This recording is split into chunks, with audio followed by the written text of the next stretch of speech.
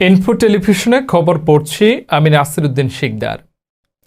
পটুয়াখালী জেলার গলাচিপা উপজেলার উলানিয়া বন্দরে ১ নং ওয়ার্ডে অন্যের রেকর্ডীয় জমিতে জোরপূর্বক দখল নেয়ার অভিযোগ পাওয়া গেছে।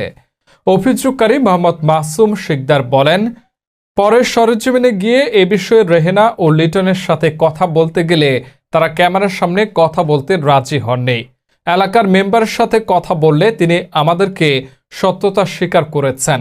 তিনি জানান, এখানে অনেক বড় একটা খাল ছিল, এখন ভরাট হয়ে যাওয়ায় যে যার মতো করে জমি দখল নিচ্ছে, যার কারণে সমস্যায় পড়েছেন এখানকার সাধারণ কৃষক। তথ্য নিয়ে জানা যায়, সরকারি খাস জমি বন্দোবস্ত নিয়েছিলেন আব্দুল আজিজ।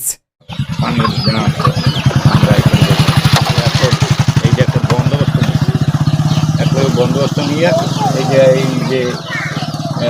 বন্দোবস্ত নিয়ে সে আবার বিক্রি করছে, যেমন কাটবো একটা নামটা বলতে মৃত্যু আজিজ নাম বাহান্ন ছুটি এই বাড়ি এই কাছেই।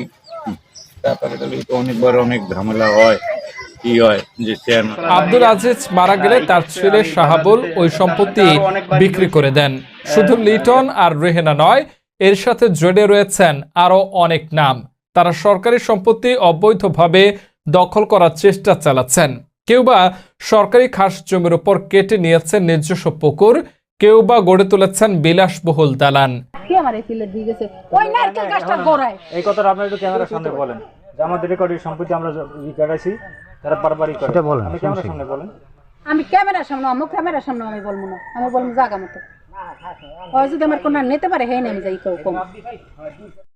এতক্ষণ ইনফো টেলিভিশনের সাথে থাকার জন্য ধন্যবাদ।